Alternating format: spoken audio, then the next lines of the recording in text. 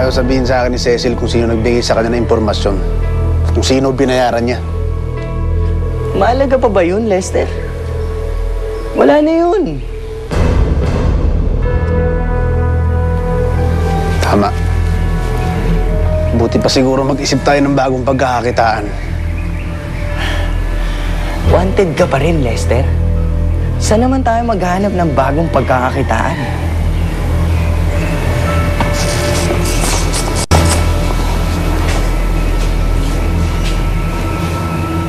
Bata? Di ba lahat sila nagkakagulo dun sa bata?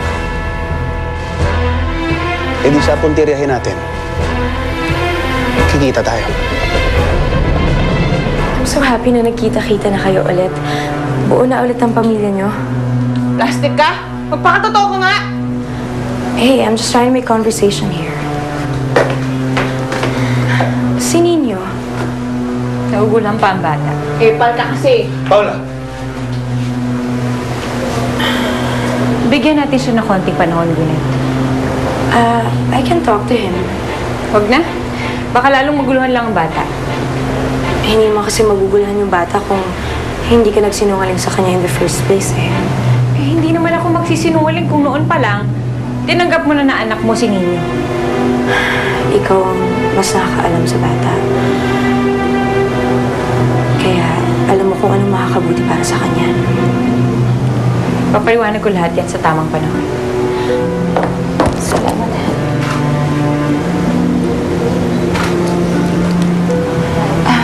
I hope you don't mind if I visit him here once in a while.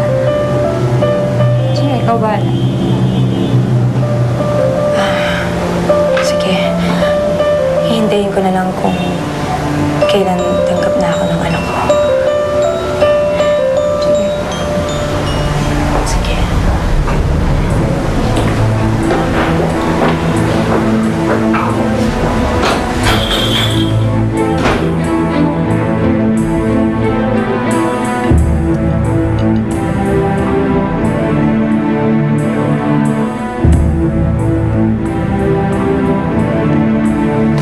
Bata yun. Pinahirapan pa ako. Hindi na sumama agad eh. Eh, wala kang magagawa. Bata yun eh. Mabuti nga ang nangyari eh.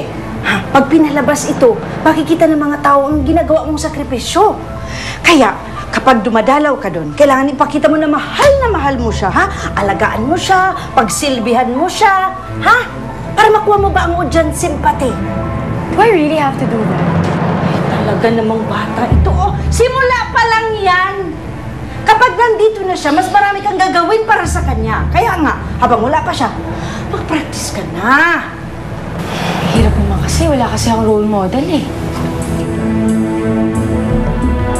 Wala? Wala. Sino ba? Ako! Ay, bakit? Hindi mo ba nararamdaman yung mga sakripisyong ginawa ko para sa'yo? Okay, fine. Sige na. Ikaw na. Ay, parang napilitan ka lang eh, ha? Ayaw mo pa yata ako maging role model? Grabe itong batang to.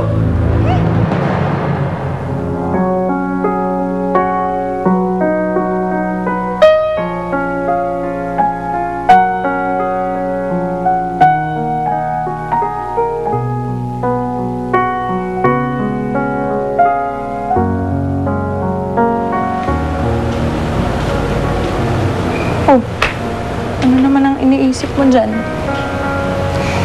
Naisip ko lang na maraming magbabago. Hindi ko nga alam kung kaya ko ba nang wala si Nino. Lalo na ngayon, nandito na talaga si Gwyneth. Kukunin niya na talaga ang bata.